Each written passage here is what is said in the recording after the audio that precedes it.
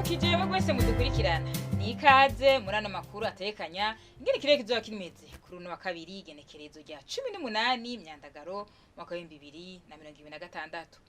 Mu gitondo haritezwe ikirere kirimo ibicu byinshi ibururi mu ntara ya Burunga, Imwaro ni Muramvya mu ntara ya Gitega hamwe no mu Kayanza mu ntara ya Butanyerera. Ibindi bice bisigaye vy'igihugu hitezwe ikirere kirimo izuba n'ibicu bike bike.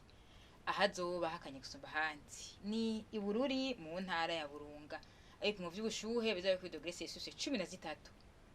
Ku muhingamo naho hitezwe ikirere kirimwo ibicu byinshi ibururi mu ntara ya Burunga, mu bice byose byo mu ntara ya Gitega hamwe no mu Kayanza mu ntara ya Butanyerera hamwe no mu bindi bice vyo Muyinga na Cankuzo mu ntara ya Buhumuza. Ibindi bice bisigaye hitezwe ikirere kirimwo izuba n'ibicu bike bike. Ahazoba hashushe gusumba handi naho ni mu Cibitoke mu ntara ya Bujumbura, ariko mu vy'ubushuhe bizobe kuri degrees Celsius 31.